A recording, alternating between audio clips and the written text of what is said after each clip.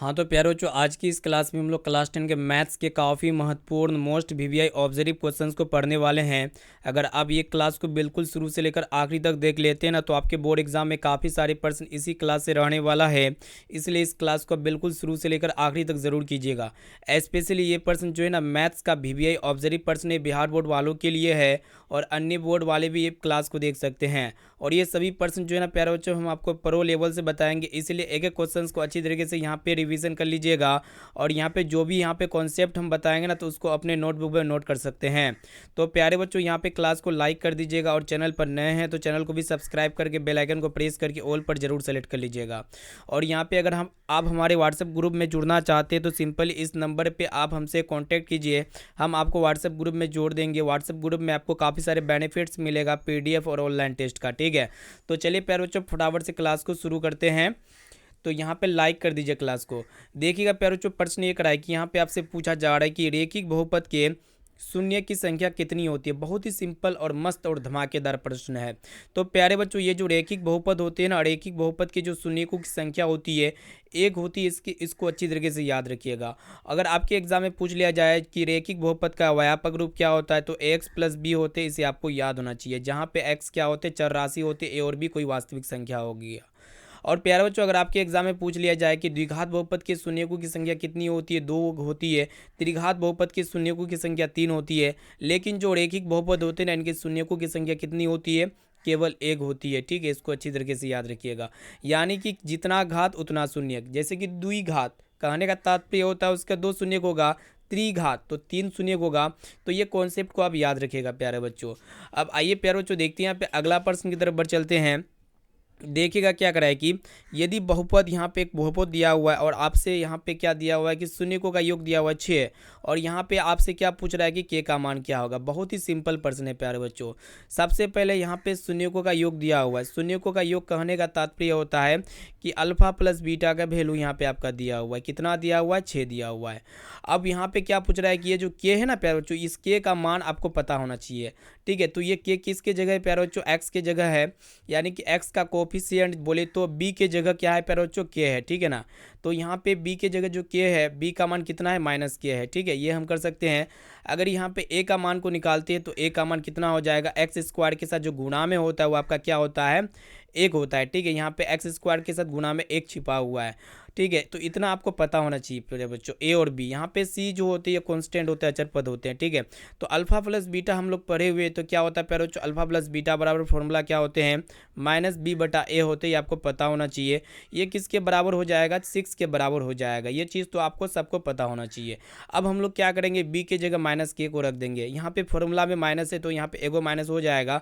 उसके बाद दूसरा माइनस यहाँ पे के का मान रखेंगे बटा ए की जगह कितना रखेंगे प्यारे बच्चों, 1 रखेंगे, बराबर कितना हो जाएगा, 6 हो जाएगा। अगर इसको आप सोल्व कीजिएगा तो यहाँ पे काफ़ी सिंपल है। माइनस को माइनस से गुणा करेंगे तो प्लस हो जाएगा। यानी कि यहाँ पे के बटा 1 कहने का मतलब क्या होता है, के ही होता है, ठीक है। और ये 6, के का वैल्यू कितना आ गया प्यारे बच्चों, 6 आ गया, जो कि यहाँ पे ऑप्शन नंबर डी बिल्कुल ही करेक्ट आंसर हो जाएगा। तो इस तरह के प्रश्न जब भी पूछ लिए जाए ना, तो इस तरह से आप जो है ना काफ़ी शानदार तरीके से बना सकते हैं। अब चलिए प्यारे बच्चों, देखते हैं यहाँ पे नेक्स्ट क्वेश्चन की तरफ बढ़ चलते हैं।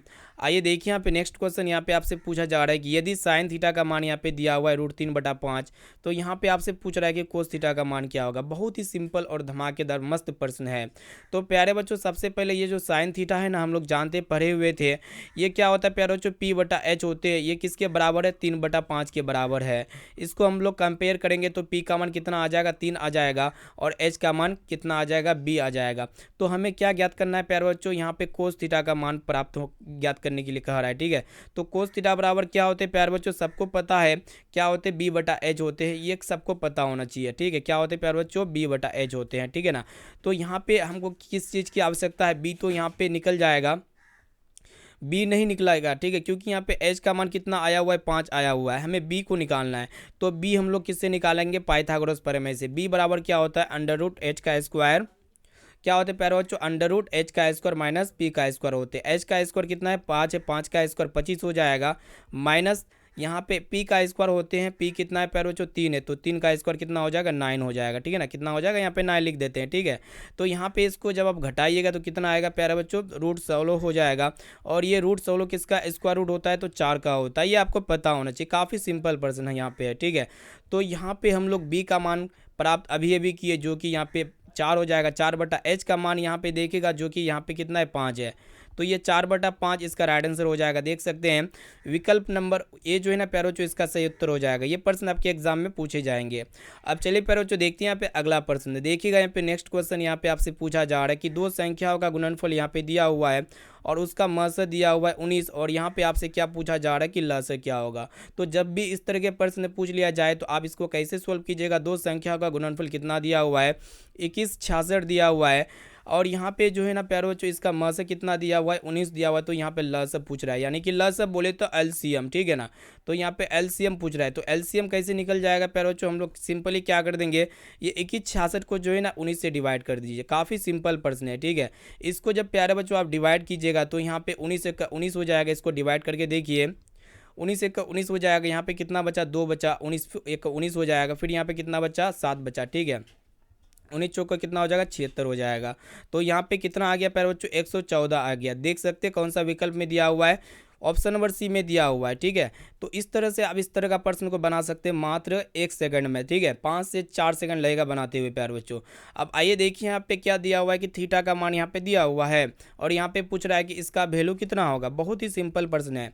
चलिए प्यारे बच्चों हम लोग क्या करेंगे, जहाँ थीटा है ना उसकी जगह 60 डिग्री रख देंगे। तो यहाँ पे हम लोग क्या कर देंगे, साइन 60 डिग्री प्लस उसके बाद यहाँ पे कोस 60 डिग्री रख देंगे। ये तो कोई भी कर सकता है, ठीक है, क्योंकि थीटा के जगह हम लोग बस हम लोग क्या किए, मान को रिप्लेस कर दिए, मान को बैठा दिए जो वैल्यू दिया हुआ है। तो प्यारे बच्चों आपको पता होना चाहिए साइन जो 60 डिग्री है ना इसका वैल्यू कितना होता है, √3/2 होता है। ये सबको पता होना चाहिए। प्लस और ये कोस 60 डिग्री का मान कितना होता है प्यारे बच्चों, 1/2 होता है।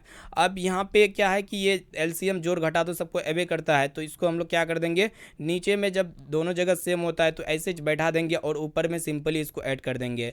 तो √3 + 1 ये कभी भी ऐड नहीं होगा। तो ये ऑप्शन में दिया हुआ है, ऑप्शन नंबर ए बिल्कुल ही करेक्ट आंसर हो जाएगा, ठीक है। इसको अच्छी तरीके से याद रखिएगा, क्योंकि हम लोग जानते हैं कि परिमेय और अपरिमेय संख्या को हम लोग ऐड नहीं कर सकते हैं, ठीक है ना। अब चलिए प्यारे बच्चों देखते हैं यहाँ पे अगला प्रश्न की तरफ बढ़ चलते हैं। देखिएगा यहाँ पे नेक्स्ट क्वेश्चन यहाँ पे आपसे पूछा जा रहा है कि अंडर रूट 1 + 10² बराबर क्या होगा। तो प्यारे बच्चों हम लोग एक फॉर्मूला जानते हैं।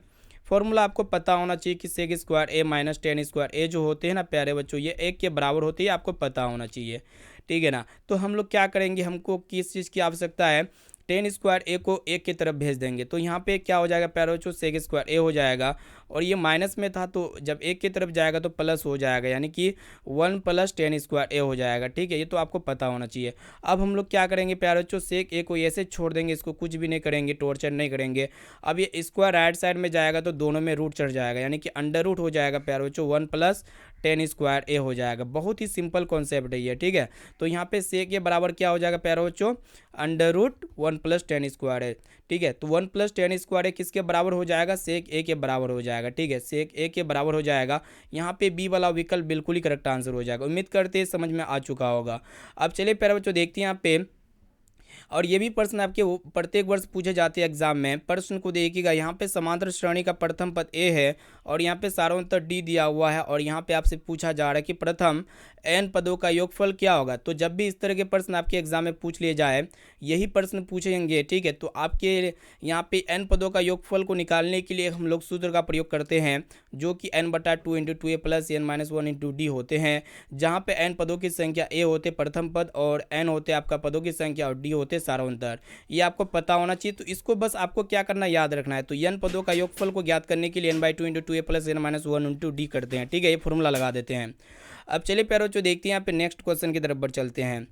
चलिए देखिए यहाँ पे अगला प्रश्न यहाँ पे आपसे पूछा जा रहा है कि मूल बिंदु का निर्देशांक क्या होता है। बहुत ही सिंपल प्रश्न है। तो ओरिजिन पॉइंट का जो निर्देशांक होता है 0,0 होते, इसको बस आपको याद रखना है और कुछ नहीं करना है।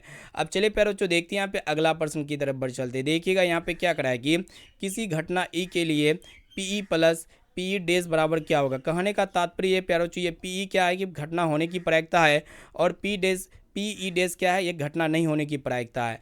तो घटना होने की प्रायिकता और घटना नहीं होने की प्रायिकता का मान 1 होता है, यानी कि इसका बी वाला विकल्प बिल्कुल ही करेक्ट आंसर हो जाएगा। इसको भी आपको बस याद रखना है और कुछ नहीं करना है। अब चलिए प्यारे बच्चों देखते हैं यहाँ पे अगला प्रश्न। देखिएगा यहाँ पे नेक्स्ट क्वेश्चन जो कि काफ़ी महत्वपूर्ण यहाँ पे प्रश्न को आपके सामने प्रस्तुत कर रहे हैं। तो यहाँ पे बिंदु 4,3 का ये जो है ना आपको पूछ रहा है कि किस चतुर्थांश में। तो प्यारे बच्चों जब भी चतुर्थांश पूछा जाए ना तो यहाँ पे काफ़ी सिंपल है। इसके लिए आपको क्या करना है, ये आपका क्या होता है प्यारे बच्चों, वाई एक्स होते हैं। मतलब कहने का तात्पर्य ये होता है ये वाई एक्सिस होते हैं, और ये जो होते हैं ना प्यारे बच्चों ये क्या होते हैं, एक्स एक्सिस होते हैं। ठीक है, आपको ये चीज़ पता होना चाहिए। काफ़ी सिंपल प्रश्न है। ये होते एक्स और ये होते एक्स डैश, ये होते वाई, और यहाँ पे नीचे में क्या होते हैं प्यारे बच्चों, वाई डैश होते हैं। तो ये आपको पता होना चाहिए। ठीक है ना। अब यहाँ पे अगर देखा जाए इसमें केगो चतुर्थांश से केगो घर है, तो यहाँ पे इस साइड में एक घर है, ये दूसरा चतुर्थांश है, ये तीसरा है और ये चौथा है। ठीक है, तो ये 4 गो अलग अलग प्लॉट है। तो हम लोग जो है ना प्यारे बच्चों इसको हम लोग पहला चतुर्थांश कहते हैं। ठीक है, इसको हम लोग क्या कहते हैं, दूसरा चतुर्थांश कहते हैं, और इसको हम लोग तीसरा चतुर्थांश कहते हैं, और इसको हम लोग क्या कहते हैं प्यारे बच्चों, चौथा चतुर्थांश कहते हैं। आपको ये चीज़ पता होना चाहिए। तो यहाँ पे के गो चतुर्थांश है, 4 गो चतुर्थांश है। ठीक है, हम जानते हैं ये जो एक्स एक्सिस होते हैं ना, जो मतलब कहाँ बोला जाए तो बाई तरफ यानी कि दाहिनी तरफ जो होते हैं ये क्या होते हैं, ये पॉजिटिव में होते हैं। ये वाला लाइन क्या होते हैं प्यारे बच्चों, बाई तरफ दाहिनी तरफ क्या होते हैं, पॉजिटिव होते हैं। क्या होते हैं, पॉजिटिव। ठीक है ना। और ये जो बाई तरफ होते हैं एक्स डैश जिसको हम लोग कहते हैं, ये क्या होते हैं, नेगेटिव होते हैं। और ऊपर में जो होते हैं ना प्यारे बच्चों ये पॉजिटिव होते हैं, और नीचे में जो कोई भी चीज़ जाता है तो वो नेगेटिव होते हैं। ठीक है, आपको ये चीज़ पता होना चाहिए। तो जो प्रथम चतुर्थांश है, प्रथम चतुर्थांश जो होगा ना प्यारे बच्चों वो क्या होता है आपको पता होना चाहिए। ठीक है ना। बाई तरफ क्या होगा आपको पता ये होना चाहिए, बाई तरफ क्या होता है। इसका राइट आंसर क्या होगा आप हमें कमेंट सेक्शन में बताइए कि 4,3 जो है ना किस चतुर्थांश में। उससे पहले आपको ये कॉन्सेप्ट को समझना जरूरी है, काफ़ी महत्वपूर्ण है। अगर यहाँ पे प्यारे बच्चों देखा जाए ये जो प्रथम चतुर्थांश होते हैं ना इसका निर्देशांक क्या होते हैं, देखिएगा किसी का भी निर्देशांक जो होते हैं ना एक्स कोमा वाई के रूप में होते हैं। ठीक है, पहले एक्स एक्स को लिया जाता है, फिर वाई एक्स एक्स को लिया जाता है। तो प्यारे बच्चों यहाँ पे ये क्या है प्यारे बच्चों, एक्स एक्सिस है। तो यहाँ पे एक्स एक्स में जो है ना प्यारे बच्चों ये जो दाहिना तरफ है ये पॉजिटिव है ना, तो पहले क्या हो जाएगा, प्लस हो जाएगा। और यहाँ पे ऊपर में वाई अक्ष को लिया जाता है, तो ये वाई अक्ष जो है ना प्यारे बच्चों ऊपर में क्या होते हैं, पॉजिटिव होते हैं। यानी कि पहला चतुर्थांश क्या हो जाएगा, प्लस कोमा प्लस होते हैं।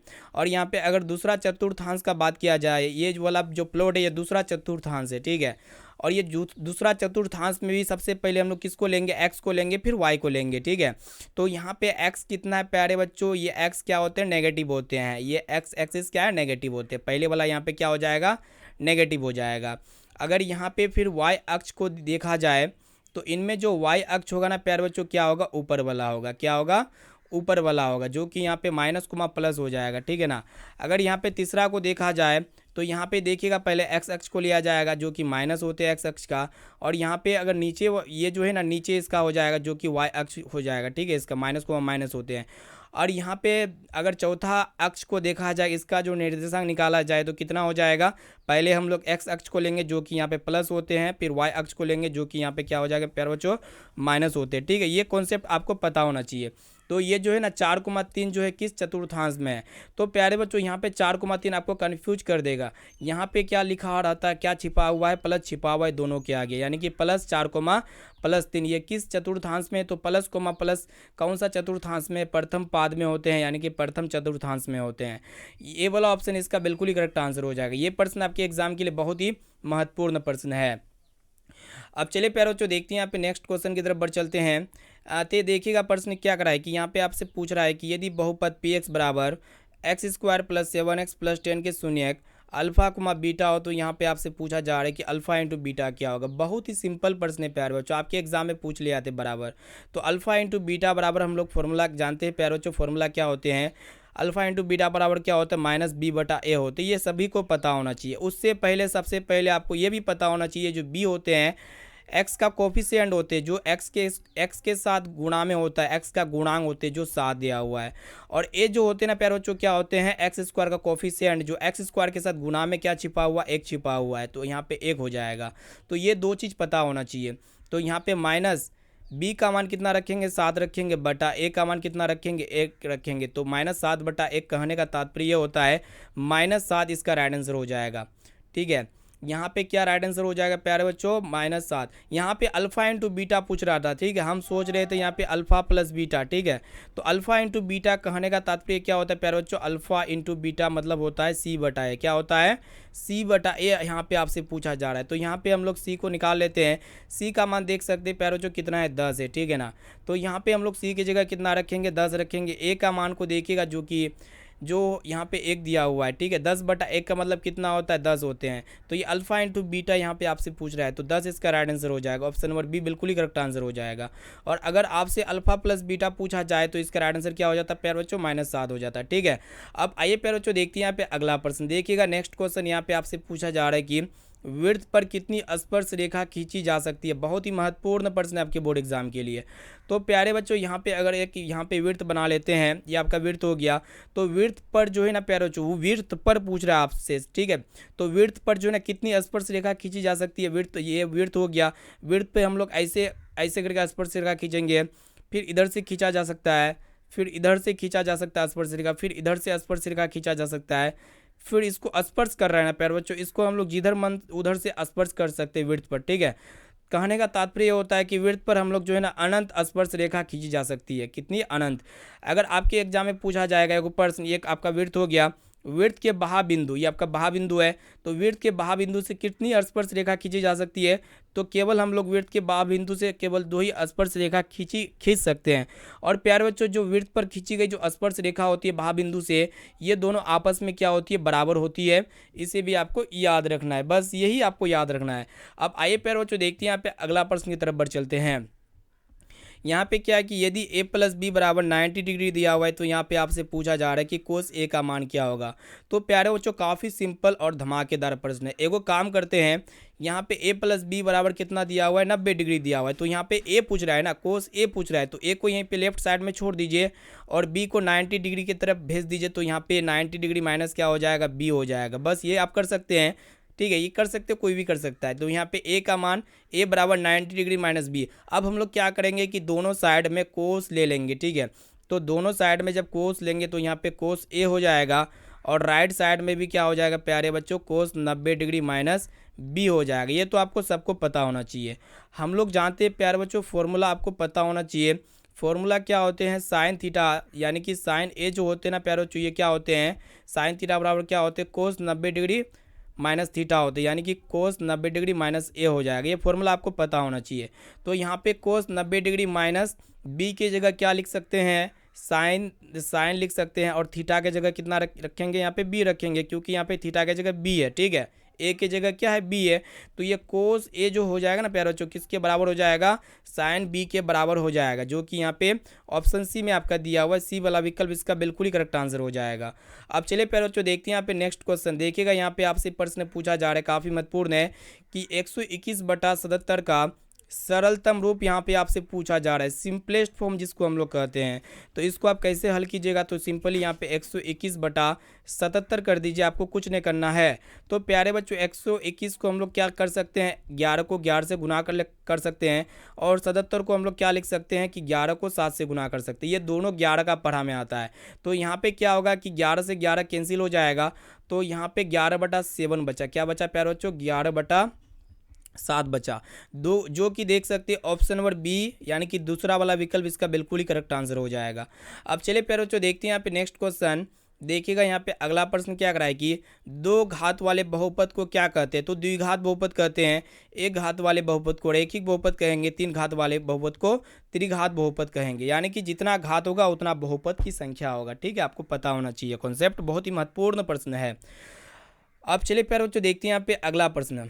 देखिएगा यहाँ पे नेक्स्ट क्वेश्चन यहाँ पे आपसे पूछा जा रहा है कि निम्नलिखित में से कौन अभाज्य संख्या है। तो प्यारे बच्चों अभाज्य संख्या क्या होता है, जिसका केवल 2 को गुणनखंड हो, यानी कि जो केवल 1 से कटे और स्वयं से कटे, तो वो आपका क्या होता है, अभाज्य संख्या होता है। ठीक है ना, तो यहाँ पे अगर देखा जाए ये 15 क्या है प्यारे बच्चों, अभाज्य संख्या है नहीं, ये भाज्य संख्या है, क्योंकि ये 1 से कटेगा, 3 से कटेगा, 5 से कटेगा, ये 15 से कटेगा। तो इसका अभाज्य गुणनखंड 2 से अधिक आया। ठीक है, अभाज्य संख्या में क्या होता है, जिसका अभाज्य गुणनखंड केवल 2 हो, ठीक है। अगर यहाँ पे अगर 23 को देखती है तो ये 23 केवल 1 से कटता है और 23 से कटता है, तो ये आपका क्या हो गया, अभाज्य संख्या हो गया। ऑप्शन नंबर बी इसका बिल्कुल ही करेक्ट आंसर हो जाएगा। इसी तरह ऑप्शन सी और डी ये अभाज्य संख्या नहीं है।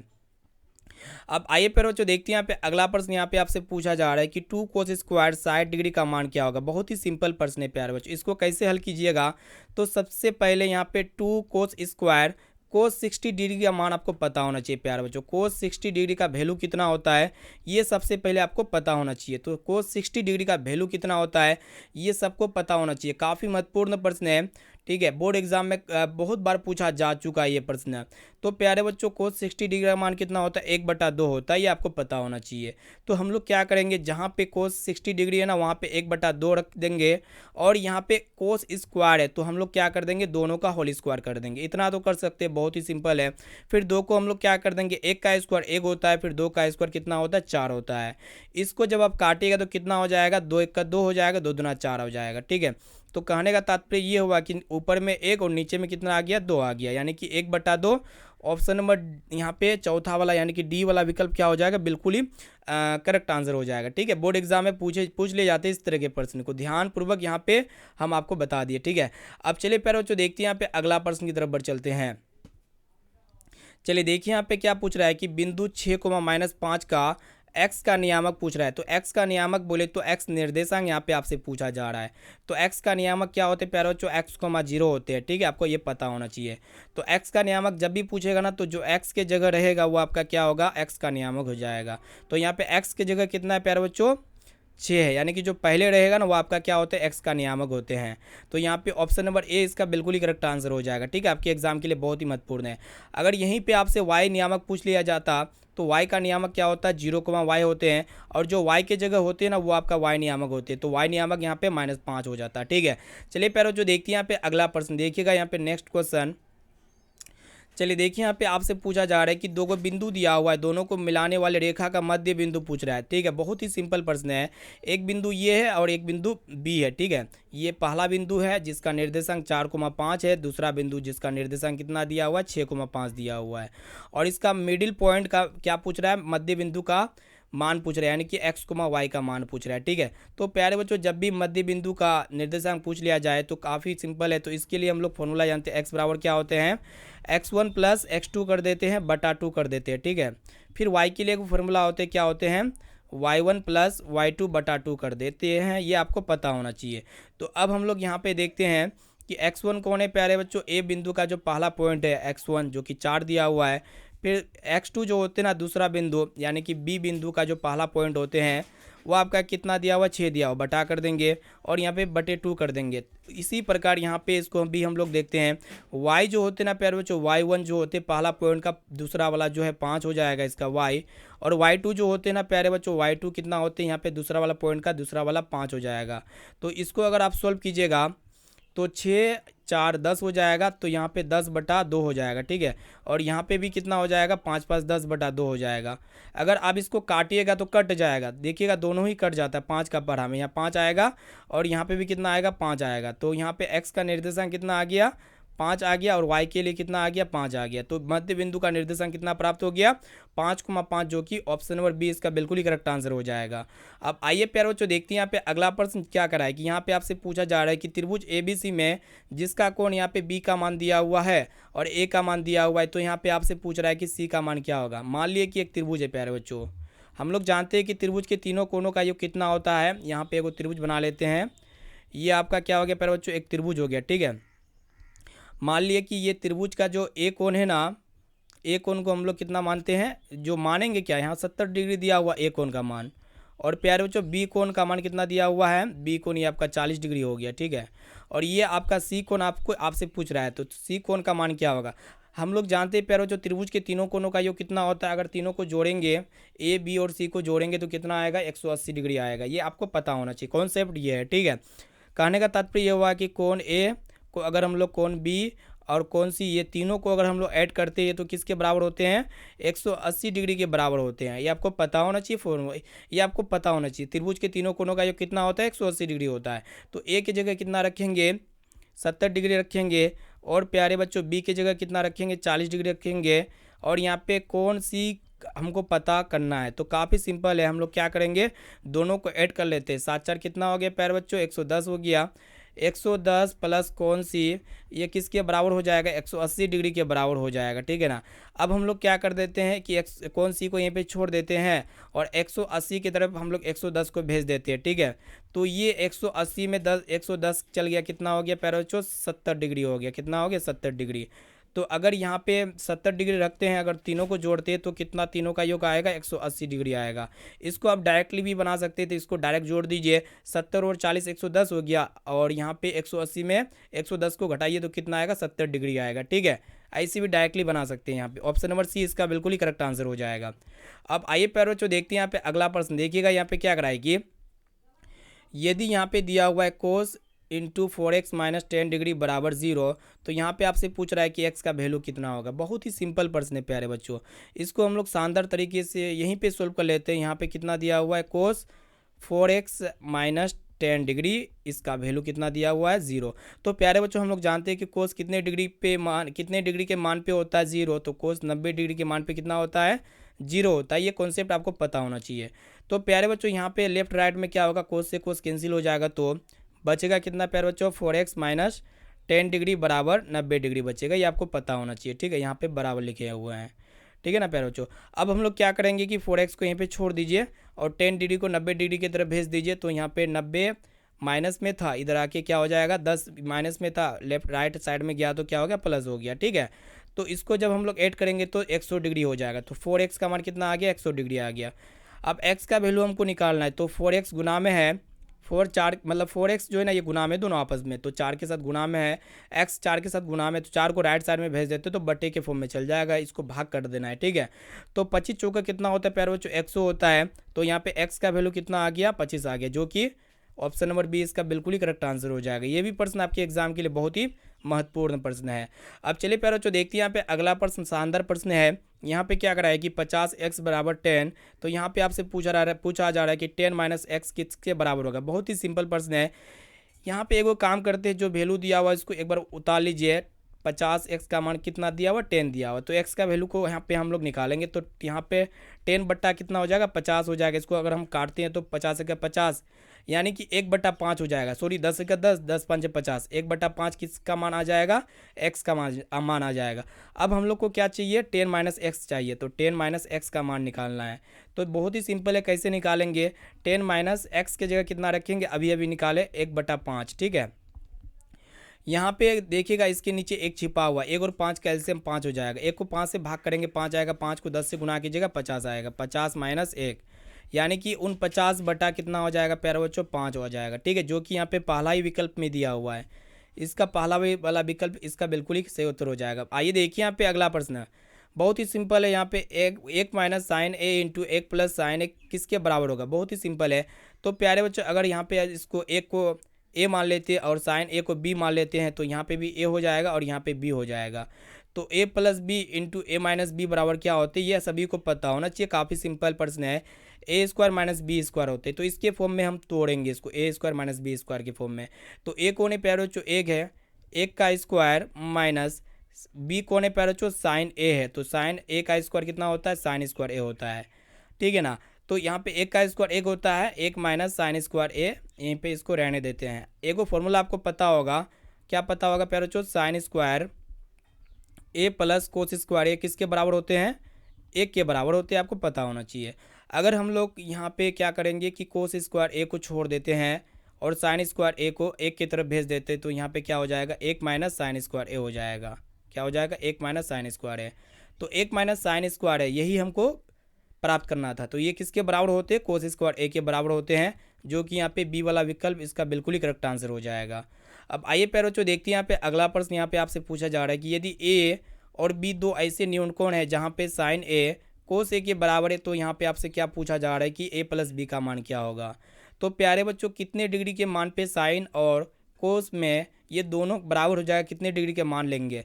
अगर हम लोग ए का मान 45 डिग्री लेते हैं प्यारे बच्चों, अगर ए का मान कितना लेते हैं, 45 डिग्री लेते हैं, और यहाँ पे अगर हम लोग बी का मान कितना लेंगे, यहाँ पे बी का मान यहाँ पे कितना लेंगे, बी का मान भी 45 डिग्री लेते हैं, ठीक है। तो साइन 45 डिग्री ए की जगह साइन 45 डिग्री का मान कितना होता है। हम लोग क्या करेंगे प्यारे बच्चों, ए की जगह कितना रखेंगे 45 डिग्री रखेंगे, और बी की जगह भी कितना रखेंगे 45 डिग्री भी रखेंगे, ठीक है। तो यहाँ पे कोस 45 डिग्री हो जाएगा। तो साइन 45 डिग्री और ये कोस 45 डिग्री, ये दोनों का मान क्या होता है, सिमिलर होता है, यानी कि सेम होता है। इसका भी 1/√2 होता है, तो इसका भी 1/√2 होता है, ये आपको पता होना चाहिए।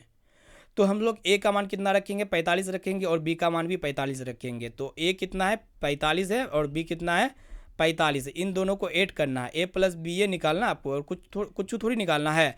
तो इन दोनों को जोड़ दीजिए तो 90 डिग्री हो जाएगा, जो कि यहाँ पे ऑप्शन सी में आपका दिया हुआ है, सी वाला विकल्प इसका बिल्कुल ही करेक्ट आंसर हो जाएगा, ठीक है। अब आइए प्यारे बच्चों देखिए यहाँ पे नेक्स्ट क्वेश्चन यहाँ पे आपसे पूछा जा रहा है कि निम्नलिखित में से कौन सा अपरिमेय संख्या है, वही आपसे पूछा जा रहा है। तो अपरिमेय संख्या जो होते हैं ना प्यारे बच्चों, क्या होते हैं, जो करनी से बाहर ना निकले, यानी कि जो रूट से बाहर ना निकले, वर्गमूल चिन्ह से बाहर ना निकले, वो होता है अपरिमेय संख्या। तो √17 ये किसी का भी स्क्वायर रूट नहीं होता, यही तो अपरिमेय संख्या है जी, आपको पता होना चाहिए। इनके अलावा √110 का स्क्वायर रूट होता है, √4 2 का स्क्वायर रूट होता है, और √16 4 का होता है, प्लस √5 किसका होता है 5 का, √25 5 का होता है। इन दोनों को जोड़िएगा तो 9 हो जाएगा। ये सभी रूट से बाहर निकल गया, जो कि परिमेय संख्या है। तो अपरिमेय यहाँ पे आपसे पूछा जा रहा था, ठीक है।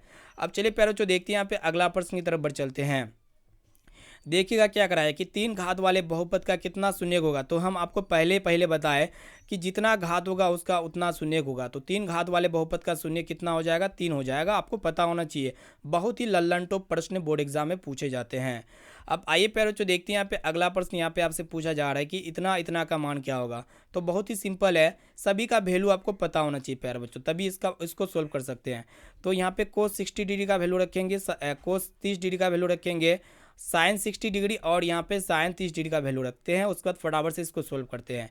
कोस 60 डिग्री का वैल्यू कितना होता है प्यारे बच्चों, आपको पता होना चाहिए 1/2 होता है।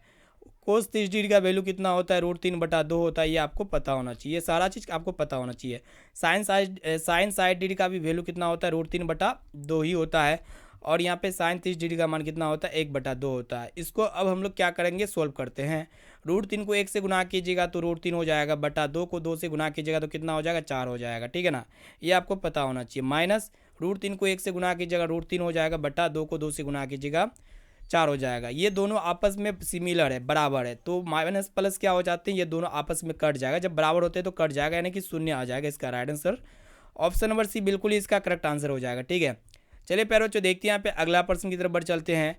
यहाँ पे कोस π/3 का मान यहाँ पे आपसे पूछा जा रहा है, ठीक है। तो यहाँ पे π/3 कहने का तात्पर्य है कि पाई का मान रेडियन में यहाँ पे आपको पता होना चाहिए। तो पाई का मान जो रेडियन में कितना होता है प्यारे बच्चों 180 डिग्री होते हैं। तो हम लोग क्या करेंगे कि कोस पाई की जगह 180 डिग्री रखेंगे, बटा 3 कर देंगे, इसको काटेंगे तो 3 × 18 हो जाएगा। यानी कि आपसे पूछा जा रहा है कि कोस 60 डिग्री का मान कितना होता है। अब तो बता पाइएगा ना, कोस 60 डिग्री का मान कितना होता है। तो कितना होता है प्यारे बच्चों, आपको पता होना चाहिए 1/2 होता है। कितना होता है 1/2 होता है, जो कि ऑप्शन नंबर सी इसका बिल्कुल ही करेक्ट आंसर हो जाएगा। बोर्ड एग्जाम के लिए बहुत ही महत्वपूर्ण प्रश्न है।